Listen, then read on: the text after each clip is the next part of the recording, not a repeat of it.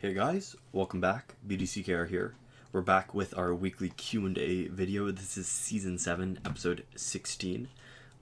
If you are watching this on the video and you want to access this as a podcast, you can check out the links in the description to access this on all the major podcasting platforms.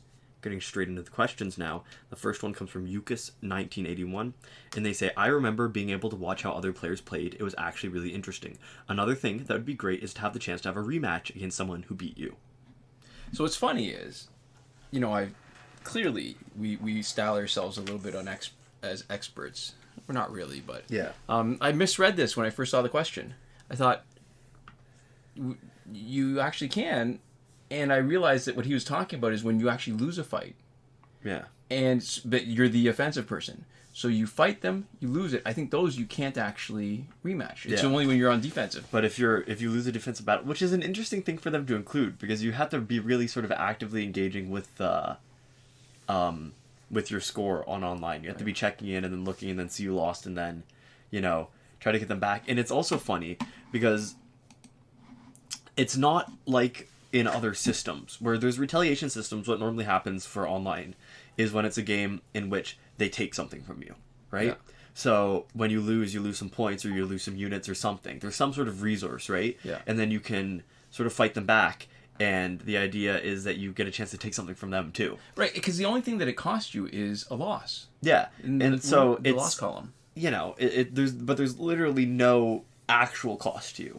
And when you rematch them, the thing that you do is you either beat them or you give them battle points. Right? So it's interesting.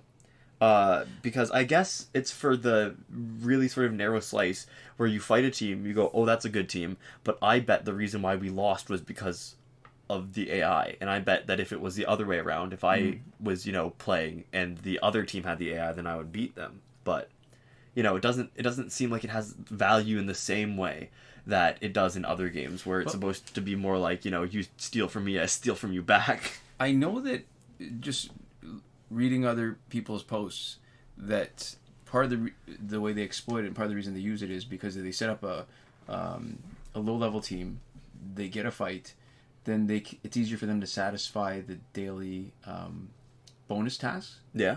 By, let's say, blocking or whatever. Yeah. Then if they're matched against somebody who's... Oh, can you put in whatever team you want against them? You can put in whatever team you want. So you don't have to play the same team. You just get to fight them. That's interesting. So I guess you could put in a bronze team and then absolutely steamroll people over and over again. But you don't get nearly as many battle points. Right. So that's what I'm saying. It's really just to satisfy the daily tasks. I hadn't realized that was something you could do, but that makes sense to me. What doesn't make sense... Okay, so in a game that's actually... in so many different ways, really well designed. Yeah. I think they made a mistake here. Because if they had actually made it so that you could only get a rematch against teams that you've lost against offensively, it would be one more reason why people would actually want to not rage quit. Because then you could have a chance to rematch yourself against the other team. And this is what Yukis was saying. Or even just I think personal growth too. Even past the people who rage quit, I think it would be fun to give people an opportunity to, if they thought they were really close, to get a chance to play again. Oh yeah. And eke it out. Yeah. Oh yeah, for sure. But think about there's probably people who quit, but then it doesn't show up in your history. Yeah. And if it actually costs you something, so they can't really make it cost you in terms of battle points or something else because of the problem with connectivity, right? I think what they would have to do is make it so that, like, in online multiplayer, you do something like you have to, buy, a ticket to online multiplayer, and it costs some nominal amount of credits, like 1 or 2 battles worth, and every time you win, you get to keep your ticket, and when you lose, you have to give up your ticket or something, so that losing a match or quitting a match would make you have to spend some number of credits again.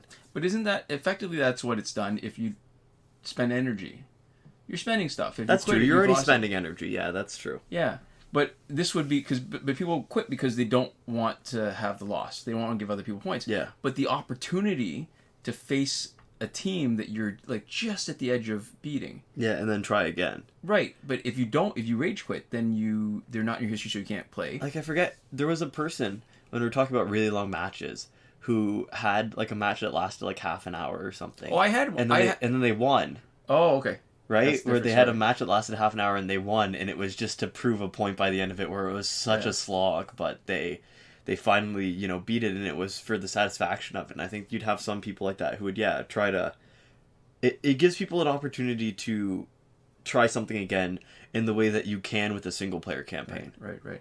I also, when you said that, it made me remember I've got footage. Part of me is tempted to use that as background footage in one of our next videos, where I've got Batman Ninja Catwoman. Yeah. She's last man standing. There's been that glitch. It was Raven, I think, who had no... who was invulnerable. She could not take any damage. And I was trying to make it last as long as I could, but I found out what the limit is for the recorder that we use. Yeah. I think it's like 40 minutes or something, and then it just cut out. It's just... It was... Because I would... I gave her Gauntlets of Azrael. I would keep on doing special 2s and try to heal every time, and then build up enough power to boost her passive every time. Mm-hmm. That was kind of frustrating at the end. Actually, I thought I was really happy for having done it, and then I was really sad when I realized that the. So how much longer did you play after the recorder cut out? Honestly, I can't. It's been a while, so I can't remember. I remember thinking, okay, so this is a nice round number. This will be enough for an entire episode. Yeah. So because I have probably to be playing close to an hour. Yeah, at least 45 minutes. And then when I looked at the footage, I realized, you lost some. It was not... And you were not gaining any battle points. You were doing it specifically for footage, and then you didn't get the footage. That's it. So I think that's actually a really good point. It would be a great idea, because I think if you could rematch against the losses, a better design... I mean, we know this now because of the way people play. Better design would be the chance to rematch against both types of losses, whether it's defensive or offensive. Yeah. So there we go. Our next question comes from CEO Yes, and they say, or CEO Yes, I'm not sure.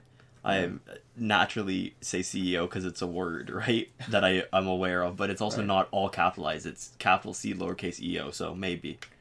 Right. Maybe it's a word, maybe it's a name. It's just because both of them are also English words, right? Yeah. But I shouldn't make that assumption.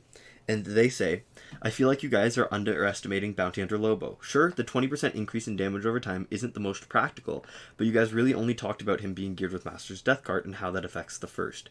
You don't have to gear him with Master's Death Cart. You could gear him with Ibis Stick, Heart of Darkness, and Quake Engine, and the opponent would have to take that damage over time. As far as damage over time characters go, he has to be one of the best. What do you think? So that comment actually motivated me. We're going to see footage later on in the season and on this video where we're using Bounty Hunter Lobo again. And there's it's interesting. So what did CEO Yes say? Ibis Stick, Heart of Darkness, so both power gen gears, also Quake damage Engine. over time. Yeah. Quake Engine, not power or not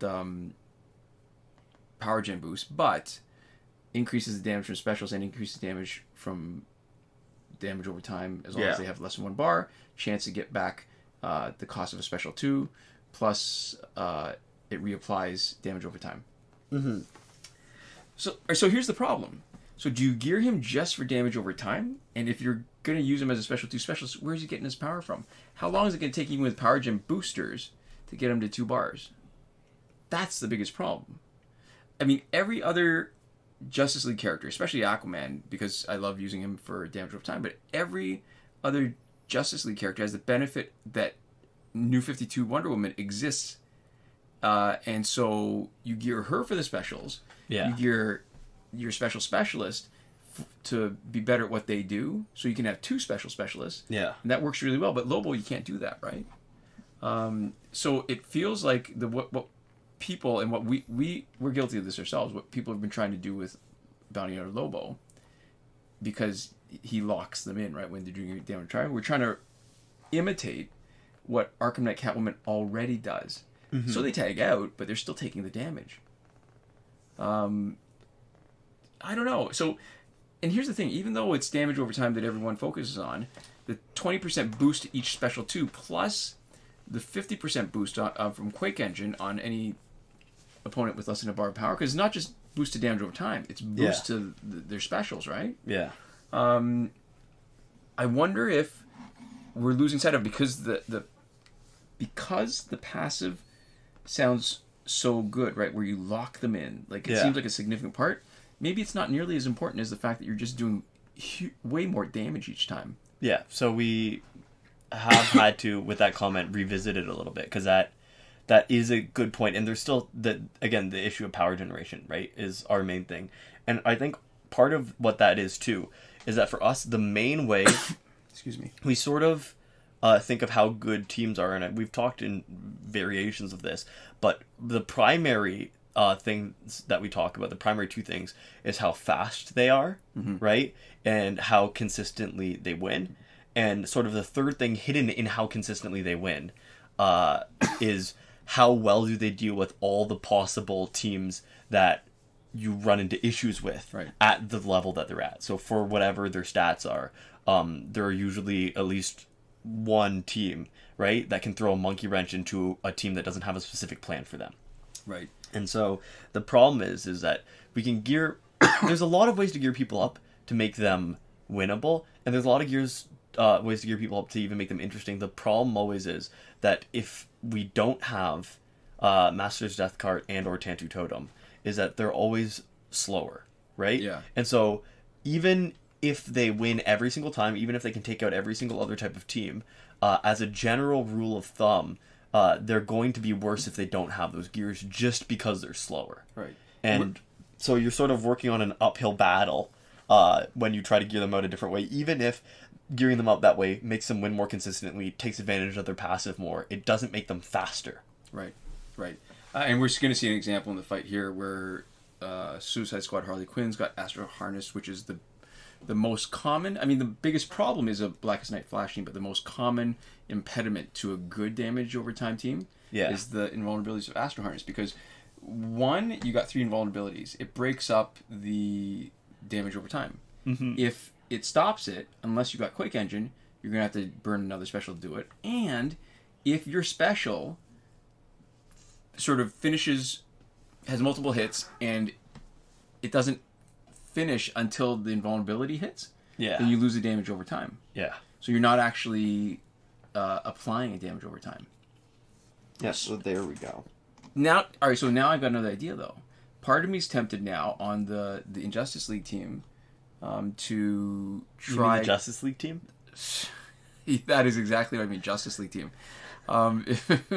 If the Justice League team with the New 52 Wonder Woman, because even though she's the power generator, but she's also a Special 2 specialist, I'm tempted to try Quake Engine on her, even though she doesn't do damage over time, just for the chance of a 50% damage boost against an opponent that has less than 1 bar of power, which she'll get eventually. In most fights, she'll get it at least once or twice. That would be really interesting. I wonder if that would make it any faster. Mm-hmm. So, maybe something... All right, so maybe for next something week. Coming down the pipeline, Stephen Robie says, you guys are polite... this is going to get into the political stuff again. All right, so this is the more recent comment. Yeah. And then we're going to follow up with a comment that we'd actually had on our list to do last week and we never got around to. Mm-hmm. So, Stephen Robie says, you guys are polite, which I appreciate. I know I'm rough around the edges. Not to add too much content for you, but this is the definition of terrorism I've been going off of for your convenience. The U.S. Code of Federal Regulations defines terrorism as the unlawful use of force and violence against persons or property to intimidate or coerce a government, the civilian population, or any segment thereof in furtherance of political or social objectives. And then keep up the great work as always. So I think that actually makes her point. So the definition isn't just force and violence. I will quibble with the idea that it's against persons or property. I guess it's possible. I probably shouldn't quibble that much. It's possible. It is. There's nothing to quibble about saying that it is the definition. I think what you're running into is the same thing that I'm running into, which is that after a certain point, definitions are useful for establishing terms in a discussion, right? So what you've done here is very unequivocally said, this is what the definition that I'm working off of is, right? when I talk about terrorism, this is what I mean. And there's no way to be wrong about that, right? No. What you've done is establish a term. But the issue that I run into is I think that even if what's happening fits a technical definition of terrorism, I think what that means to me is that there's a fundamental flaw in the way that that definition is defining terrorism. But I think that the part that we can both agree on, and Stevens actually pointed out, is that there is intent. So the first part that I sort of disagree with, because I know that there's other terrorism definitions that don't involve property. It's really against people, or just the threat against people, is to it's not just that. It's the unlawful use of force and violence against persons or property to intimidate or coerce a government, the civilian population, or any segment thereof in furtherance of political or social objectives. Yeah. That is completely intent. You cannot separate it. Without that intent, without the intention of intimidating or coercing, it's not terrorism.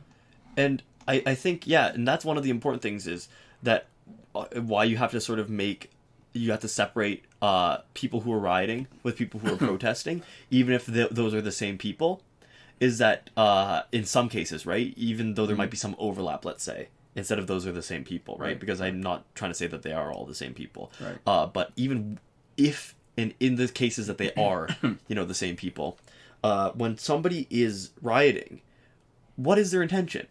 If they are just trying to affect change purely, I think that's the absolute minority of rioters too.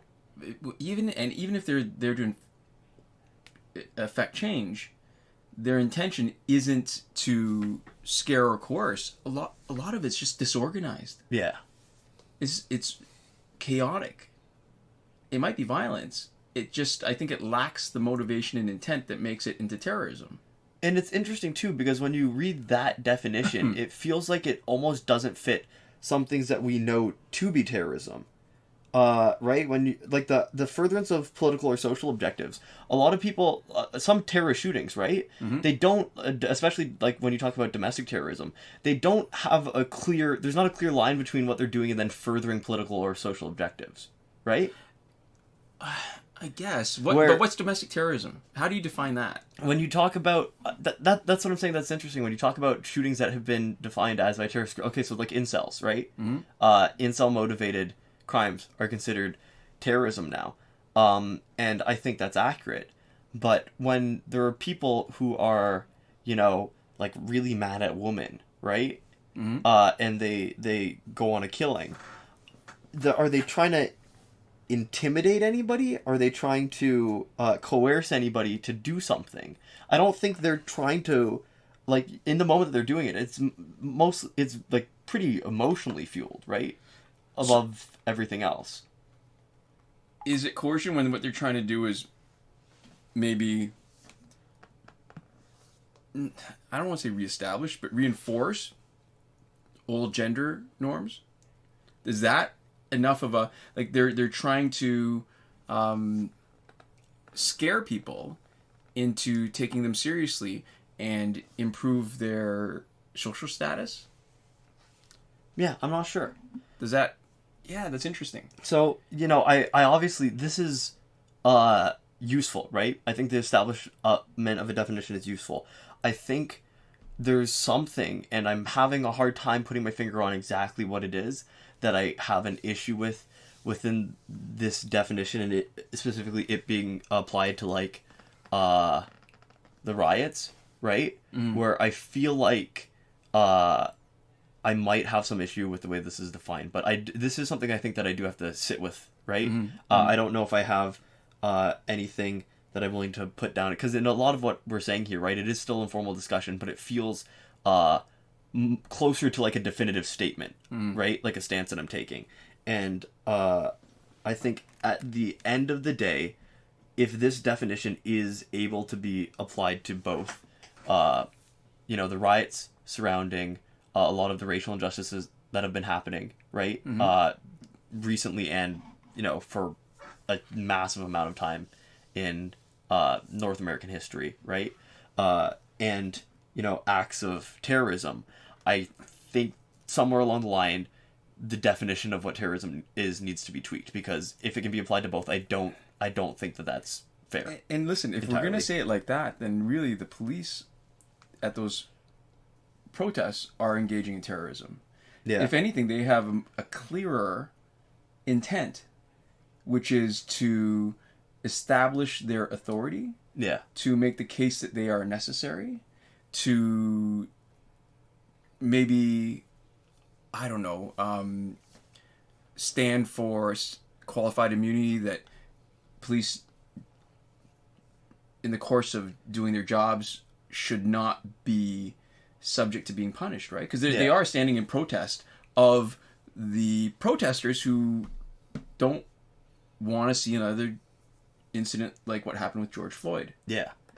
So they're terrorists. They clearly have intent. They're better organized. But it's interesting because if the government is sanctioning it, I don't know what that does to the definition. I think, well, under the definition that we've been giving, that is just terrorism. Right, civilian population. It could be they're trying to coerce the government. You could also be trying to coerce the civilian population, which is exactly what this is. Yeah. A show of power, a show of solidarity. Don't mess with us. Yeah. Don't protest. What we're doing is fine. Defend all the other police officers, no matter how bad or how awful they are. I was trying to think of a better word, but I just couldn't. Like, it's just... And then I guess the question that you need to ask, too, is what is the responsibility, one, and then what is the allowances that we make to people who are fighting against terrorism, right? Right. Because if we are using this definition and we were saying that the actions that the police are using are under this definition terrorism categorically, then the people who are taking actions to try to prevent these things from happening are fighting terrorism. And what we have given the U.S. government reign to do is, gestating their own fake terrorists and then arresting them, right? Torturing people, given huge amount of money to surveil the public, right? And all this stuff. And that's been sort of historically the free reign that the U.S. government has had to deal with terrorists. And then what do we call the response to it? If rioting falls under a response to what's happening, right? Is that just increasing the cost of police terrorism? So I think it still goes to... It crystallizes a little bit for me when you still go back towards the intention. So sometimes the intention may not be clear. It may not be obvious because you don't necessarily know who initiated the first attack, right? Mm-hmm. Because if everybody's acting in good faith, it's really the person who hits first. Yeah. That's a terrorist. After that, I don't know that it's terrorism anymore. It's self-defense. But then, like you were saying, in those certain scenarios where when you're inclined to believe larger conspiracies and people who are more sophisticated in their planning, maybe it wasn't one person acting first, it was the other acting behind the scenes to instigate the situation, to bring about a situation where they can instigate a little bit of violence and justify their own actions, so they no longer look like the terrorist, but they look like a hero. Mm-hmm. And they're doing, if it's the police, they're doing a very bad job of it now. Yeah. So there we go. Intent. It still comes back to intent, and I think, despite, I guess we can read Stephen's previous comment. Yeah. So this is an even older comment on 2 videos ago now. What we talked about, and this is sort of a response to various points in that. Yeah. But yeah, I mean, I think obviously we have, as you can hear from this discussion, right, we have very complicated feelings about what's going on that we haven't fully worked through ourselves, right? And this is still a process of learning for everyone. I think the thing that I can definitely say is that I don't feel comfortable calling the riots acts of terrorism. Yeah, I think I'm pretty comfortable saying it's definitely not. Yeah. I think they're just, again, too chaotic, too disorganized. You can't point to one person. I mean, the way that... It's funny how the press sometimes is complicit in this and willing to go along with, Antifa, without looking at it critically and saying, hey, this isn't one organization. There's no one Antifa where the leader is acknowledged to be responsible for the behavior of a bunch of people or even have any authority over a large group of people. It's just... it's an ideology more than it is. It's not a movement. Anti-fascism. We don't like fascism. Yeah. And what's happened is that people have aligned themselves very strongly with the movement. In the same way that somebody could come out and say that they agree with socialism, right? Right. That they call themselves a socialist, And if you call yourself a socialist in America, that's not associated with a political party. There's no anti-fascist party. There's no, anti-fascist group. What's the Monty Python joke in The Life of Brian, where it's the Judea's People's Republic of Judea and the Republic of I'll look it up and find it. The one that I always remember, and that's not from Life of Brian, it's the King Arthur one where it's the mud farmers. That's an absolutely incredible clip, where I don't need to repeat Monty Python because we're not that kind of dude bro podcast, but that's a wonderful clip. If you look up the dirt farmers in Monty Python and the Holy Grail, that's a great. It was the People's Front of Judea, and it was all different groups, but the joke was they were putting the words in different orders, and it was actually different groups of people. Okay. So this is why it's relevant. I think that's been a little lost in translation for me. Anyways, that's okay. We don't need to quote half-remembered Monty Python bits. Because there was the Judean People's Front, the People's Front of Judea, the Front of the People of Judea. Like, there's a whole bunch of stuff. So it comes down to that. Like, how disorganized is it that at some point it's just not possible. You can't call it terrorism when there's no actual organization that represents it represents some sort of ideology. See, I don't even know if I can unequivocally support that statement, because I think incels have a lot in common with what you're saying, where there's no one leader, right? It's not like there's the same sort of structure. It's people who are affiliated with an identity, right? And who are committing violent acts. So I see a group of people that I am comfortable, or, you know what, actually, to be fair, I think incels are, who are committing acts of violence are terribly misinformed, and I think a lot of the spaces that foster them are really toxic, right? But I know that they have been classified as terrorists now. I shouldn't actually say I'm comfortable classifying them as terrorists, because I haven't actually looked at them and taken a long, hard look from a distance and seen if that definition fits with my worldview. So I know they're bad, and I know that their acts of violence are morally reprehensible, but it's one of those things where you have to be careful to not be willing to call everybody that you dislike whatever negative term seems sort of vaguely appropriate to them, where I know that they have been classified as terrorists now, and I don't feel the same discomfort, but I also don't know if I feel like that's actually appropriate, because I haven't looked at it. So I guess the difference between anti-fascists and incels is that incels, there's areas where they tend to congregate.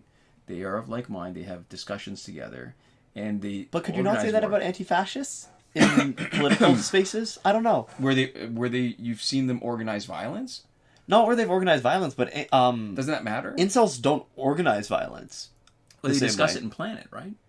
To different extent. Sometimes it's jokes.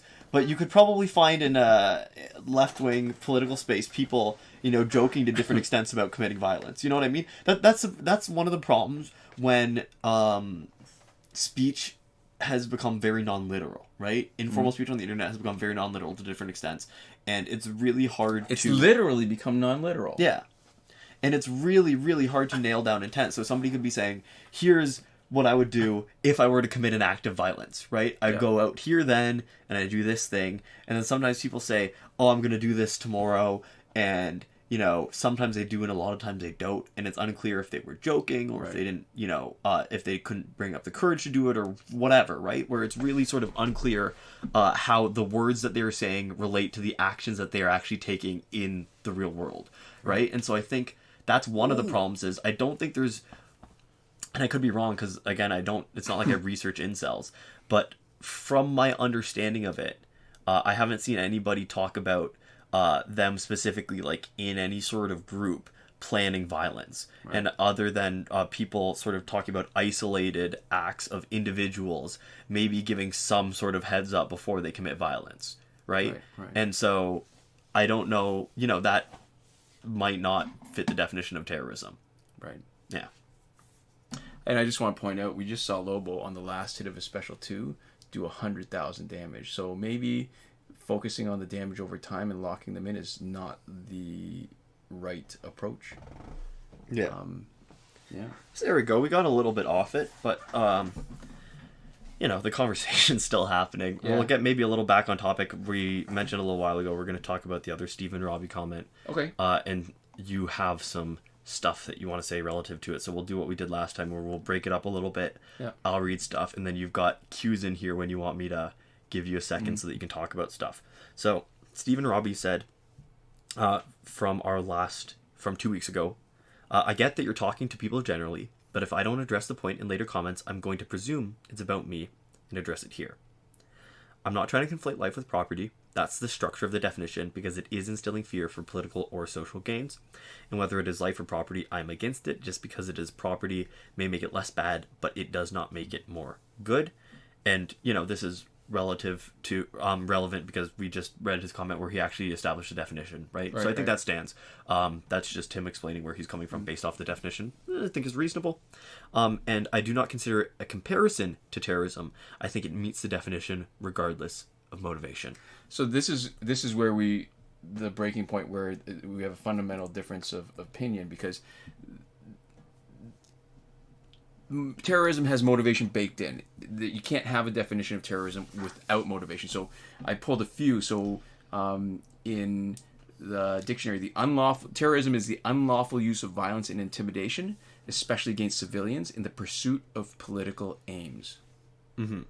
So again, it's right there, right? You've got you're doing it. There's an intention there. You are pursuing political aims.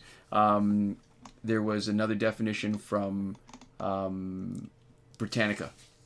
It's the calculated use of violence to create a general climate of fear in a population and thereby to bring about a particular political objective. Mm-hmm. Again. So I guess maybe you could think that the rioters have some sort of political objective, but the rioters aren't necessarily protesters. Maybe the rioters are a subset of it. Right? Rioters, maybe, and maybe they're not. I mean, some people are just bad actors. They don't really care about what's there. They're using it. They're opportunistic. They're using the large groups of people as an excuse to do bad things.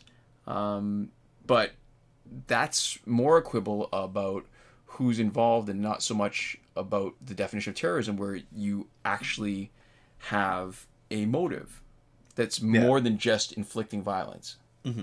And then we get to the Merriam-Webster, which says it's terrorism is the use of violence and threats to intimidate or coerce, especially for political purposes. Yeah. And that to intimidate or coerce, there's your intent. Mm-hmm. And again, I think part of me thinks, are the rioters trying to intimidate, or are they just doing whatever the heck they want? Because it's like, what's that movie that they did? The Purge? The Purge, right? Because they... Yeah, it is. Well, because I know what you're talking about. It's people doing whatever they want for a certain amount of time. So it's the Purge, but it's the Purge without it being officially declared and other people doing something bad first to induce it.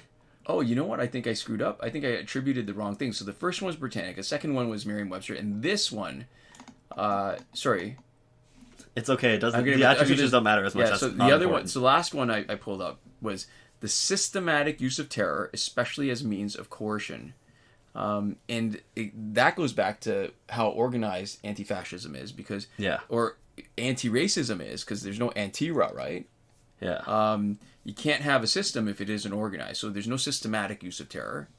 And maybe some of the bad actors are organized, but they're not really the protesters. They're just bad actors taking advantage of the situation. Mm-hmm. And it's not like the protesters have left behind some trail of documentation like on 4chan or something, saying this is what we're going to do, and this is how we're going to do it. Let's get started now. Mm-hmm. So there we go. That's your response to that part. Yeah. And so then he's responding to one of the things that we say in that video, which is when we're talking about using anecdote as fact. We said Stephen would be ignoring all the higher evidence, and he says that's my point, which is why I talk about looking at the problem holistically. I'm not sure where I demonstrate a lack of scientific literacy. I do not say anecdotes do not count as evidence, but are not sufficient evidence of anything. Anecdotes lead to hypothesis or conjecture, which by definition are not proven or even supported. Thus, in some sense, anecdotes are not even sufficient evidence for them. Yeah, so it feels like we're treading some ground, but see, observational studies are sufficient evidence when that's the best evidence that's available. Science is always evolving. Hypotheses or even laws are never fully proven to the point where you say, okay, we never have to test this again. Yeah. Every scientific law, theorem, hypothesis, whatever, is subject to failure. Yeah. And when you look at it, what data is data is a huge number of anecdotes when it's observational data. Mm-hmm. When it's not experimental data.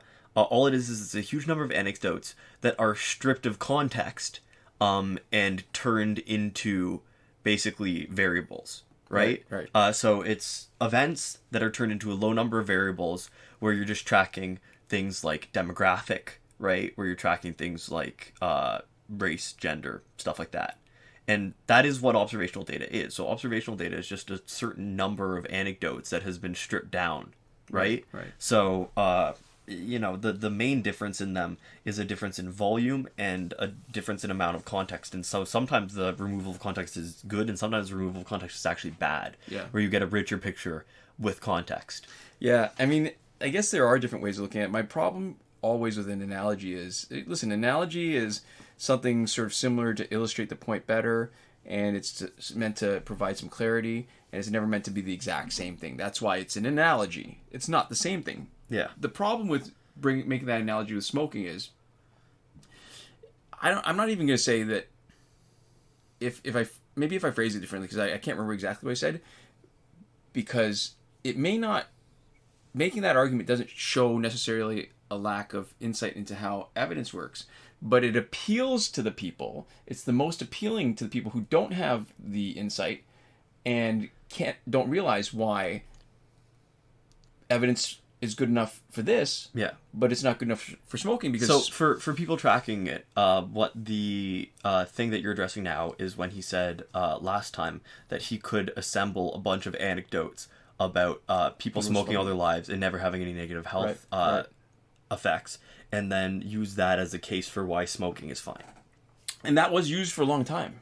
Yeah. Until we got better evidence. Yeah. And so when it's the best evidence of it that's available and it's something that you need to act on, you don't wait until you got the best evidence, because then it means that you're doing nothing. Yeah, so if we look at what we're talking about here, right?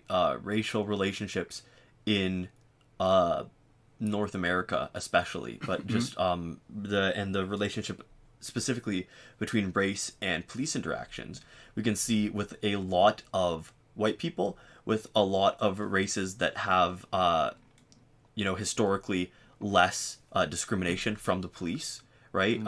Especially things like what we call quote unquote model minorities, right? Which is also not good inherently for its own reasons, but you talk about other races that don't have the same negative stereotypes attributed to them, and then you look at police interactions anecdotally, right? Very, very consistently, we see better police interactions with white people, and we see better police interactions with most races that aren't black people. And we see the worst interactions with black men.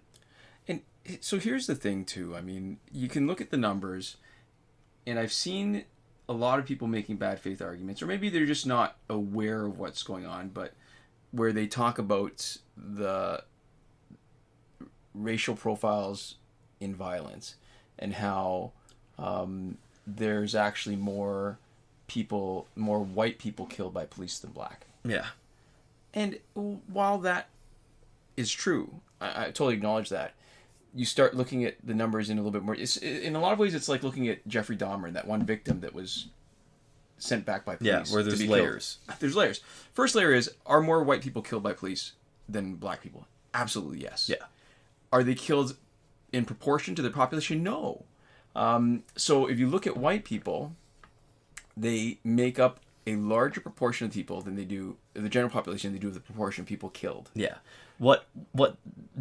When you say more white people are killed by police than black people, what that ends up breaking down to is that there are enough bad police, and whether or not you believe that there is any circumstance in which police should be able to kill people. I'm sort of taking that as a given that police should never be able to kill people, except in the self-defense situations that any person would be able to kill people without legal ramifications. But what that says is that there is enough bad police that the group of police who will do something terrible is enough of the police force that the demographic advantage of having much more white people in a country overwhelms the racial disadvantage of being black in America. But that doesn't mean that there aren't, racist and racially motivated killings. But where you fundamentally, where people get offended and where people are up in arms isn't just the deaths. What they're really protesting are those, or I don't know that they're protesting all of it, but they're really galvanized by situations like George Floyd, where clearly he was not a danger to them. Yeah. And those numbers, if you really want to look at, are the numbers of unarmed white people and black people that are killed by police. And then you get an even bigger jump. Mm-hmm. So it's, I don't want to say that people are going to, it's like you said just a moment ago. It's not like somehow we want to assume that people are okay with police killing. Yeah. But the times where there's less disagreement or argument is when people are armed. Mm-hmm. And the police are responding to an imminent threat. So when people are not armed, those are the situations that actually stand out more. And those are situations where it's even more disproportional. Yeah. And we should make it clear here, this is not something that Stephen Robbie has said at all. Oh, we're addressing other people's statements. This is not an argument that Stephen has tried to make. Yeah, so I mean, this is a takeoff point, like we've said with all our other questions. And I guess the one other point that I've heard, again, not in this particular comment, but it came in conversation a couple weeks ago with some friends. They were saying, well, there is a large amount, there's way more black people killing black people than there are white people killing black people. Yeah. And you know what? That may be true in numbers, but again, layers. So if you look at those people that are getting killed, how often are black people killing other black people because they are black? Yeah. And how much of it is based off of geographical proximity, based off of historical segregationist practices. Right. So what that's really telling you is that when there's segregation, the people that you segregate and you push into situations where they are undereducated and poor, crime happens, and crime happens to people who are nearby. Yeah. So that's a made up kind of thing. Not so much made up, but it's an attempt to distract from the point that there are white people killing black people because they're black. Yeah. And there are very few, if any, black people killing other black people because their victims are black. And the other thing that's sort of interesting about it is that when people make arguments along the lines of, well, more white people are killed by the police than black people, you could fully engage in the political discourse and be a voice for positive change right now, even if you were operating under the assumption that police violence was not a racially motivated issue. You could be engaging in the conversations about defunding the police, right? What they're doing is using information which is maybe incomplete or doesn't capture the nuance of the situation, and ignoring the obvious conclusion that leads you to, which is, well, it doesn't matter who they're killing. The police just shouldn't be killing people at the rate that they are. So when there's unnecessary white death, right? It doesn't matter what race the person is. If the police is killing somebody unnecessarily, then there's a problem there too. And what they've just done is say, hey, look at all these other people getting killed by the police, many of which probably should not be killed by the police. This is a reason we need to stop talking about this. And even if they were right, even if we take them at 100% face value and say everything they're saying is right, there's no race problem, right, whatsoever. For how ignorant that would be, the conclusion that you still run into is, wow, we need to do something about the police. Right, because what I'm taking away from what you're saying in big picture idea is that it's a bad faith argument. Yeah. Because it's an argument, the natural conclusion of, well, there's no racial problem, is there's a huge police problem. Yeah, there's an even bigger police problem than we thought. And that's not where they go. There's even more white people getting killed than black people. That means this is more than twice as big an issue as the people who are only talking about the race part. Yeah. And we double need to defund the police, right? But that's not where that conversation naturally leads, because that's not what they're trying to do with the conversation. They're trying to say, you're not allowed to be mad about the police killing you for race reasons, because I'm not even so sure that's a real thing. Yeah. Right? Whereas if you actually just take it at face value, it's they're proving everybody's point while still being a dick. Yeah. Right? I mean, now that we've broken it down like that, you've broken it down like that, it almost feels like it's another aspect of the whole all lives matter, right? Yeah. It's when people say breast cancer is really important, we need to bring attention to it, we need to have research. Nobody says all cancers matter. Yeah. And it's that kind of thing, because people don't say it because it's more obviously a derail. Yeah. It's an attempt to say, well, screw that, let's not do anything. Yeah, and it's interesting too, because when you have that conversation on that level, nobody ever says, if you put the story in front of people of somebody being killed by police brutality, nobody ever looks at the race of the person and says, I don't care about this because the person is this race. Or, sorry, nobody who's not a racist, I should say. Right? Because some people do, obviously, from where we are right now, right? We're sort of in this because some people look at that and go, I don't care because they're this race. But nobody looks at, if you put an anecdote in front of me about police brutality and it's against a white person, I'm not going to say, well, I don't care about this because it was a white person getting killed needlessly, right? I'm going to look at that and say, see, it's a race problem, but it's so much more than that. It's a police problem. And that's what people are saying. It's more than just a race problem. It's also a police problem. And so that argument is, I haven't engaged with anybody who's had it directly. I'm sure you're saying that because you've actually seen that being kicked around, yes. Right? But that argument to me makes less than no sense, because they're proving half of what everybody is saying in order to basically say racism is fixed. Right. So they're being a bit of a racist dick, but they're also really sort of working on the argument of the people that they're arguing against at the same time. Yes. Yeah. Yes.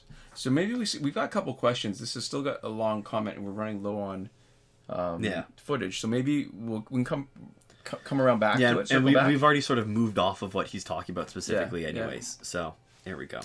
I will do this name because I believe this person told us how their name was supposed to be pronounced. And then I read it, and then I didn't brush up on it for this. The A is pronounced, the first syllable of the vowel is pronounced like the A in car. The second syllable also. So Gaurav Joshi. There we go. My question, do you think this can be fixed, or it is a lost cause?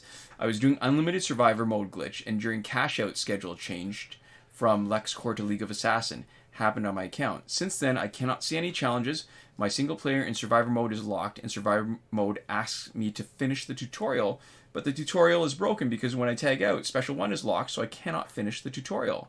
Alas, I can still play online mode, breakthrough, and phantom zone mode. My resolution/answer, if your answer is no, I think I'm going to quit if devs won't reply to my ticket.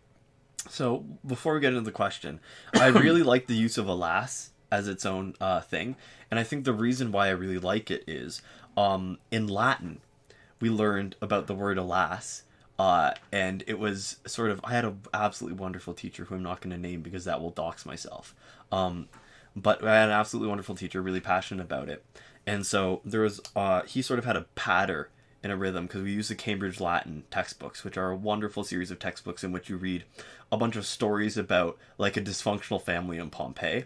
There's one story where the cook Grumio gets really drunk, thinks that a painting of a lion is a real lion and tries to fight it. It's a weird textbook. Okay. It ends with the eruption of Mount Vesuvius, and spoiler alert, a lot of the main characters of the textbook that you've been reading all semester die. Get preserved? They die. They're killed. And that's sort of the end of it, is like... Anyways, I'm getting really off topic. So alas is Eheu in Latin. E-H-E-U. E-H-E-U. Okay. And so... learning that in Latin, we went over the Eheu. My teacher would always, put his hands up like he was cursing the gods and go, Eheu, and really like Stella! Sort of really ham it up. And so seeing the word alas whenever it is sort of out in the wild. It always makes me think of my Latin teacher, and those are fond memories. When I see alas, I think, alas, poor Yorick. Isn't it a lack? Is it? I don't know. Maybe my memory is all skewed. I did not enjoy English. I remember English in high school. There was one class. It was the only class I ever got kicked out of. It is alas, poor Yorick. Yep. All right, so I didn't totally screw that up. Right. All right, so but I got kicked out of English class. The only class I've ever gotten kicked out of, and it was because we were doing Shakespeare. Yeah. And the teacher asked the class, "So, does anybody know what a brothel is?" And one of the kids, I can't even remember if he put up his hand or whether the teacher volunteered him. Yeah. Isn't that like a church or something?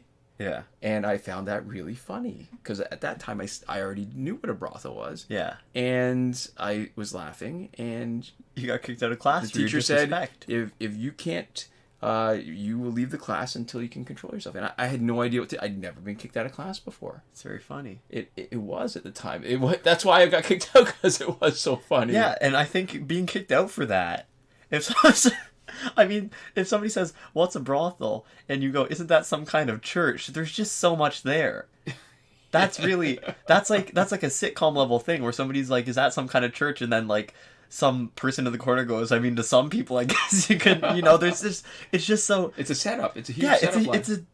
It's like a sitcom joke, right? It is. Like, it's where you're in on the joke and the person saying it isn't. It's like the sort of lovable doofus in a television show. So the fact that you found that funny is, you're human and you know what you knew what a brothel was. Yeah, so that's my connection with alas when I see that. So there we go. We both have independently very entertaining memories when we hear the word alas. But to answer this question, I think the answer, unfortunately, is no. The one aspect of that was us letting you down easy, as we're telling you some personal stories. That's first. the short version. The biggest problem is where you are locked out of single player mode. We've never heard of anybody who's come up with a proper solution to that. And the only times it works is if doing the first fight tutorial starts unlocking stuff, which doesn't happen for most people. Yeah. The only good thing is single mode isn't necessary for very much. And if anything, the joy, if you got a deep enough roster, because single player mode is actually not bad for grinding credits sometimes early on. It's not bad for getting more experience for your characters, playing when you don't have an internet connection. But survivor mode is locked too. All right, so that really screws you over, because that's not typical. Typical is the single player mode is locked.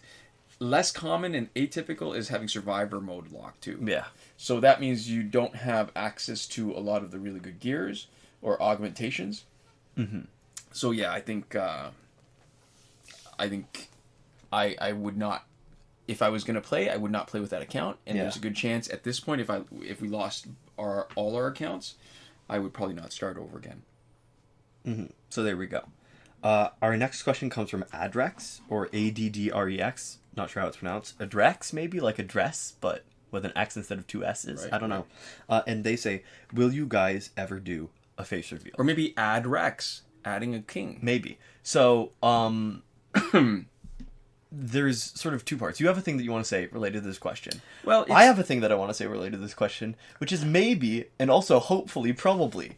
Not you. Okay, so me, definitely never, right? I mean, there's got to be enough motivation to do it at some point. Mm-hmm. And when I first saw this, it made me think, all right, so how could I ever have enough motivation?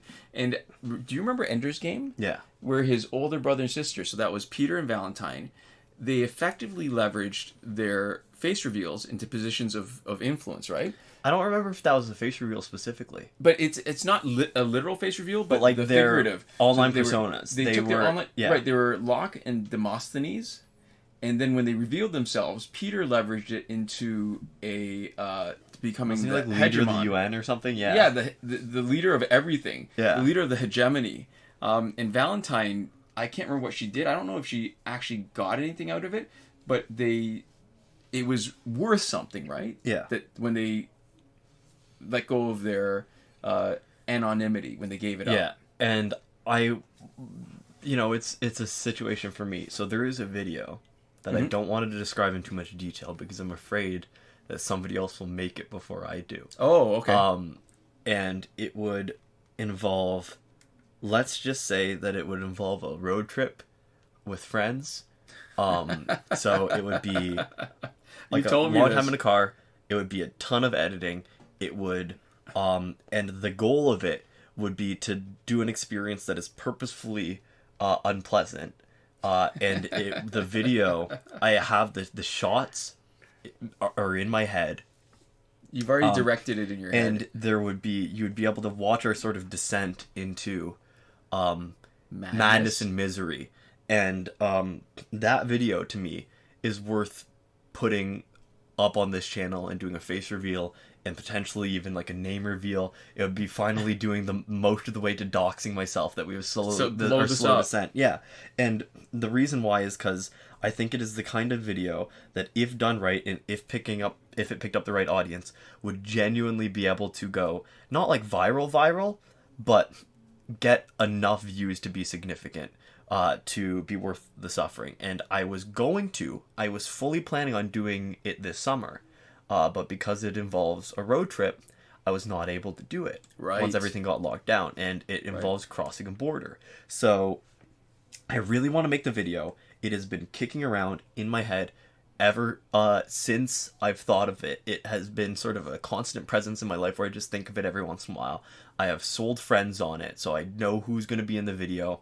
I know what the process is going to be like. I've got everybody, the funding is in place. I told my one friend about it, and they wanted to finance the entire trip for it. And so now, what the current plan is that I would be providing, for making it through the entire experience, some like almost like prize money to the person driving, because they are the person who would have to go through the most because they're driving. And I can't get into too much detail because I want to sort of keep this tight to my chest. Also, if I never make it, I don't want people to be disappointed, right? I don't want to put this sort of dream that I've had in other people's heads and then not be able to follow through with it, to the disappointment of other people.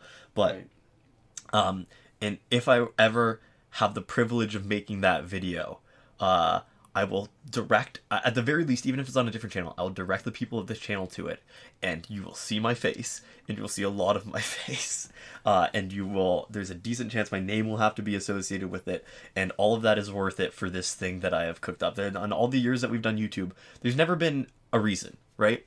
Showing our face has never felt like it would provide us enough more audience that it makes sense for us to do.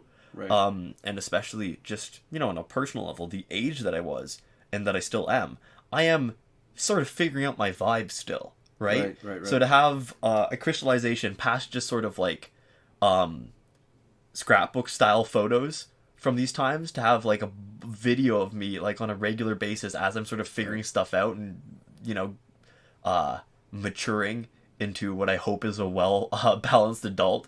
I don't really need to document that journey so completely as to show my face throughout the video, but if it happens, and I really hope it does. I hope it comes together because I want it so bad, and I can't get the video idea out of my head. And if that day comes, you'll see my face, and that is a promise.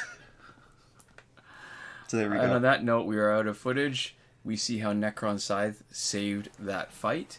We've still got a bunch of questions actually that we're going to have to roll over to next week. Yeah, but we're out of time. So we have some people that we'd like to thank. One of them is one of the people who will be in the car for the video if we ever make the video. A quick shout out to Eliza. I'm losing it, Kaiten. She's losing it. And this shout out has been brought to you by It. Make sure you find it soon. We'd also like to give a huge thank you to everyone supporting us on Patreon. And that is Console Peasant and Edwoon at the highest tier, last word. That's Mohammed Albshaiti at the Your Message Here tier. That is Shawn Farrell, Daniel Simonson, Aaron Maule, Michael DeVries, Brandon C., and Irvin Ruiz, who support us on the credited level. Chris Wolf, Scarlet Danny, and Awesome Gamer 241 at the gratitude level. There we go. Thank you so much for all your support. And thanks so much for watching. We'll see you next time. Komoda. Perfect timing. Wow.